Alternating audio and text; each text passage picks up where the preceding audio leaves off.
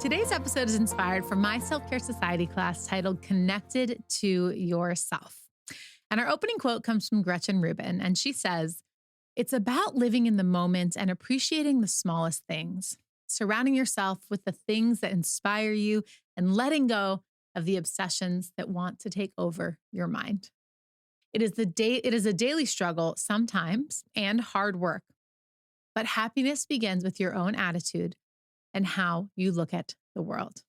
And so this episode is all about connection and connecting to ourselves, connecting to others, and understanding what that looks like to you. And this is a deep desire connection of so many people that I've worked with. I think, of course, I knew that this would be something that people desire, but I think I've been surprised at how many people put this core desired feeling at the top of their list, especially nowadays when it feels like we're sort of artificially connected through social media and digital spaces. And it's not that we can't be authentically connected there, but there's a lot of chatter, right? There's a lot of noise. And so today we're going to talk about authentic connection to ourselves and others. So what does connected mean? How does the dictionary define it? Well, brought together or into contact so that a real or notional link is established, a real or notional link, associated or related in some respect. So we're going to really focus on that real, deep, authentic connection. Okay, today. So let's practice our moment of pause and practice. Again, just like an actor or actress, you're really going to imagine that it is your job to feel as connected as you possibly can in your body. And you're just going to witness and bring that into every cell, every part, anything you can do to really feel like, what would it feel like if I felt incredibly connected to myself, to others, and how do I experience that? Okay, so again, you can close your eyes if that feels good to you. And to me, a sense of connection is just like a sense of ease. I feel supported. I feel calm. Because when I'm connected to myself, there's no mask to wear, right? I know how to show up. I know how to respond to circumstances. When I'm connected to others, I feel supported. I feel loved. So what is that for you? Okay, just pay attention. When you're ready, you can open your eyes. And I want you to try and take this with you into the rest of our episode or into the rest of the day, as long as you can, okay? This feeling of connection. Now, with this episode publishing on my partner Bill's birthday today, and it being all about connection, I have to tell you the story of how we met on our first date a little over 7 years ago. So we were both in sort of transitional periods in life. I had recently moved back to Southern California after a year living in New York City. I was living in my parents' garage while I paid off debt that I'd acquired. I was trying to relaunch my company. I was trying to get my feet back on the ground. I was also really focusing at that time on my recovery from binge eating disorder and on my sobriety. Bill was living in a sober living facility, working hard to support himself in turning his life around after many years struggling with opiates. So neither of us had much to show for ourselves, at least from what the outside world might think at this time in our lives. I think we were both in like a real growth phase and a real healing phase. But what couldn't be measured was the extent of internal growth that we'd been doing to truly know and live out our most authentic, vulnerable, and healthy lives. Now, I had just finished a year of some really powerful therapy that helped me live more authentically to who I really was.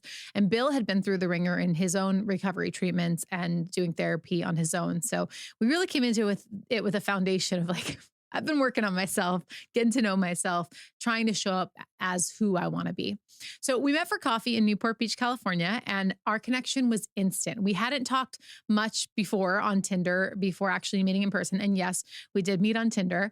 And I think that actually not having too much of a foundation or even history, even if digitally, really helped us because it helped us discover each other in a really pure way right off the bat. So to say we skipped the bullshit mask wearing phase is like a total understatement. Almost instantly, we were talking about our addiction struggles and our recovery, about where life had taken us and what our current experience was. And after years of dating and always trying to be, for me at least, what I thought the other person wanted me to be, it was just the most refreshing experience I'd ever had. Like Bill's non-judgmental nature and his willingness to show himself fully to me gave me the permission to do the same. And the connection was so instant that I actually asked on the date if I could move the chair closer to him. Like I felt a physically compelled to be next to him, which we laugh about today. So needless to say, after our date, there was no like game playing or acting hard to get or anything like that. We were both very interested, and Bill had a recovery meeting that evening, and he had to attend that. But we agreed to meet afterwards because we had no desire to put off this connection. Like we were both so excited about each other. But neither of us had a place to invite each other over because I was living in my parents' garage and he was in sober living facility. So we decided to meet on the beach near Tower 15. And the rest was history. And he even told me, I remember that night while we were talking and laying there, like he was like, I told my mom about you and all that. So it was very sweet. I love you, babe. Happy birthday to the greatest connection that I have ever been gifted. I cherish it so beautifully. So I have 3 tips to help you in your journey to connection that I think is going to be really powerful for you. So the first is that connection to ourself requires that we aren't cutting off the lines of communication that support this connection. Okay. So if you want to connect more deeply with you, you need to be aware of the places that you're numbing out. So TV, social media, constant busyness. Are you eating mind fogging foods and or having consciousness altering substances? Is there a lack of self-care? A lack of self-care promotes a lack of self-love. If you want to value yourself, you need to take actions that show you that you're worth caring for. Okay. And then the other thing is writing and journaling. I will forever come back to writing and journaling, as well as just this idea of the power of a prompt, as it has been such a gateway for me to experience myself more fully. When I want to connect more deeply with me and understand my internal world, I take pen to paper. That's just how I go inward and I learn what's going on inside me. It's the reason Self-Care Society exists. It's the reason we offer guided community journaling classes. There's just no better way to connect with yourself and to connect with others. The next thing is that when it comes to connecting to others, you got to get vulnerable. Okay. I'm not saying you need to spill your life story to people, but I just want to encourage you to not be afraid to be human. We connect much more quickly and more deeply and more authentically when people show us the real, raw, imperfect them. When I toured the country doing 66 women's events for our brunch series tour in 2018, I started each event with this exercise in which guests wrote a secret anonymously on a square of paper. And then we all put the secrets, the little piece of paper, into a bowl, and we picked out someone else's. And then we closed our eyes as a group, and then we'd each read the secret of someone else in the room. So the person reading was the only one with their eyes open. And we just sit there and listen and soak up the secrets and the honest truths of this group of women, this group of 50 women surrounding us. And it was so powerful and emotional. And it instantly helped us to connect to each other. It set the stage for the expansive work that we were going to be doing throughout the rest of our session. And what I found was that it gave immediate permission to everyone that they could just relax, because there was this automatic awareness that, oh, okay, nobody here is perfect, so I don't have to be perfect either. When I tell you, I would witness after this exercise, people would put their hair up, they'd kick their shoes off, they'd just adjust physically. It was so powerful to see, like showing signs that they just dropped in, that they got more comfortable. And it was incredible for a 6-hour event to go as deep and to connect in the way that they did. I think it was really because we got vulnerable right off the bat. So let's take some time to practice feeling more connected together with some exercises straight from Self-Care Society classes. As always, I'll pause to give you a moment to think, but feel free to stop the recording if you need more time to ponder or write. You'll also hear inspiring examples from our live classes too. You can join us for a full schedule of live and on-demand classes at selfcaresociety.co. All right, so for our exercises, we're going to start with just a little bit of mindfulness, okay? I just want to guide you in connecting inward. So if it feels good to you, you can close your eyes. And I just want to take a moment to breathe and to relax. Maybe you're rushing through your day. Maybe you're out on a walk right now and you want to pause and just stop for a moment. You're driving, keep your eyes open, but just tune into your body. And I want you to practice like truly releasing stress. Like maybe you can see a butter in a pan just melting, or ice and on a hot day just kind of melting. And I want you to allow that to happen with your own stress and your own worries and your own concerns. And just connect to yourself. What's going on with you? How are you really? And just being in your body, We live in our minds so often, or not even in our minds, outside our minds, out in someone else's world. So can you come back to yourself for just a moment?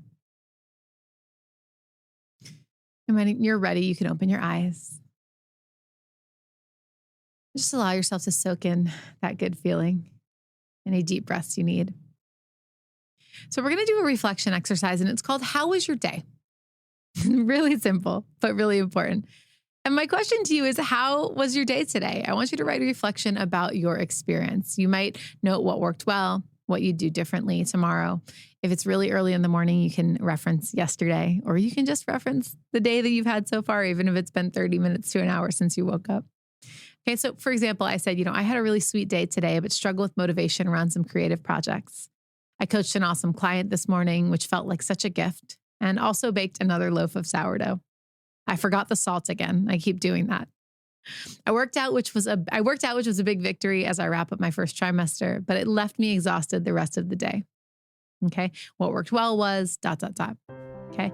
So I want you to just think about your day today. Give yourself a moment to just check in, to connect with you. How you doing? How are things going?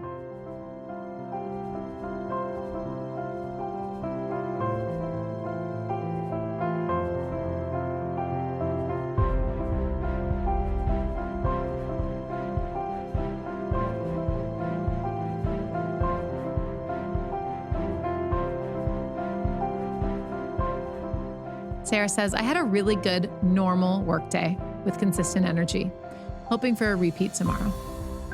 Mackenzie says, the last few weeks I have felt a bit more down. I've been sick and processing grief and just feeling off. Today was the first day that I felt a little easier. I am grateful for this. And Victoria says, we're always so quick to ask others how their days went, but how often do we ask ourselves? So yes, let's take that with us and not forget the most important person in our lives. So we'll do some gratitude next, called Today I'm Grateful For. And I want you to think about 3 to 5 moments in your day today that you can find gratitude for. Again, even if you just woke up, I promise you, you can find something. All right. So my examples, a delicious warm loaf of sourdough made into the most amazing BLT. A workout and lifting weights after not feeling the energy for so long. A warm afternoon bath to relax my tired body. And videos sent from my partner of his daddy-daughter date at the aquarium. All right. So what can you be grateful for today? What have you experienced? Little moments, big moments, whatever it is.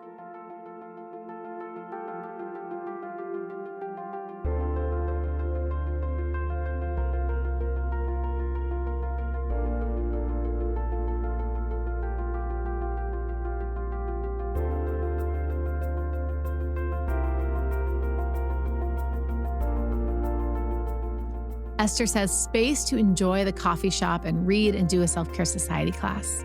The chatter of kids just enjoying life, being present in my yoga practice. Hillary says, a walk by the beach in the sun with a friend for a nice catch up. Noelle says, adding mint and blueberries to my water, taking time to make an acai bowl simply because I wanted one. The warm breeze during a walk with Rusty, and Rusty chasing Dan when he stopped home on his lunch break. Our next exercise is a self-love exercise called an evening connected. Okay, so I want to ask you this. If you had a really nourishing evening routine, what would it be? Okay, so thinking about tonight, thinking about just the big picture in general, how would your evening go if you really took the time to get nourished? And I'll tell you, I struggle with my evening routine. I'm usually really tired at the end of the day. A lot of demands as a parent to a toddler, getting them down. By the time I put my daughter down, I want to go to bed. Okay. So I'm trying to be realistic, right? Like what is realistic for me and what would be nourishing and how can I support myself? So for example, and you do this, like list out the times. I think it really helps us to visualize and identify what it would truly be like. Okay. So my example is, from 5 to 5:30 p.m., I would have a healthy dinner with my family at the table, no phones. I would utilize things that I grew in our backyard garden. From 5:30 to 6, I would have some grounding time outside on the lawn. I'd let the dogs play, let my daughter run around, just be barefoot. I would maybe do some stretching. From 6 to 6:30, we would do bath time for my daughter, or get the house in order. I'd probably switch off with my partner to keep this, not feeling super redundant. 6:30 to 7, I might read books and cuddle with my daughter while we put her to bed. 7 to 7:30, maybe I would do a short yoga flow. I would journal a reflection. I would, light some candles and have some quiet alone time. I would drink some tea or some bone broth. That would feel really nourishing to me. And then 7:30 to 8, maybe I would read in bed while I drifted off to sleep. Okay. So for you, think about it, walk through in your head or write this down. What would it be for you to have this really beautiful, nourishing evening where you really connect with yourself?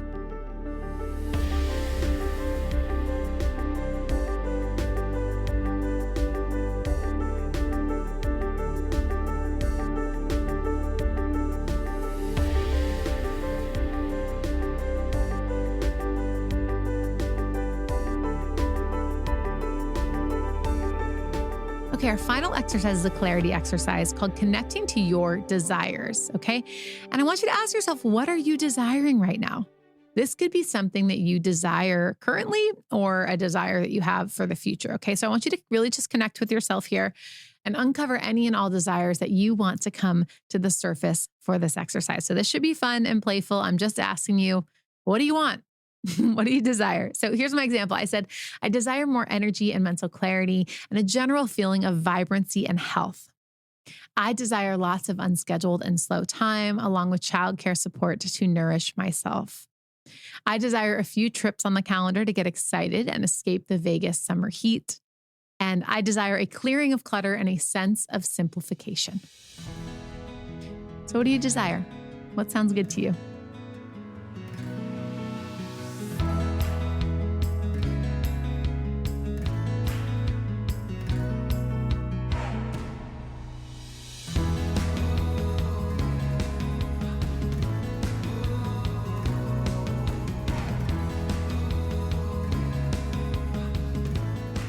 Karen says, I desire some quiet time to let some desires float to the top. Right now, they are popping like crazy. And then the time to figure out how to make them happen.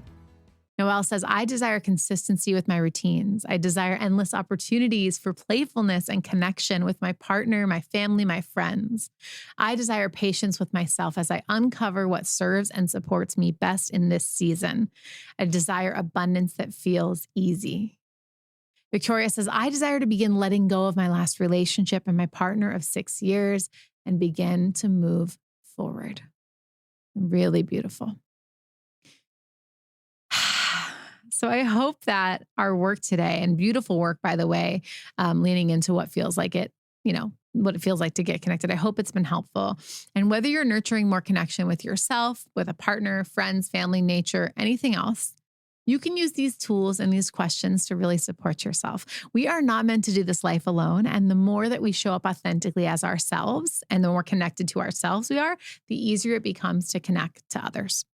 So thank you so much for joining me today on your morning mindset practice. I really hope you're feeling more connected, and I'd love to have you join us at selfcaresociety.co for a live or on-demand class so you can stay consistent with your self-care, connect with other like-minded people, and continue filling your cup so you can overflow onto the world. We need you. See you next time.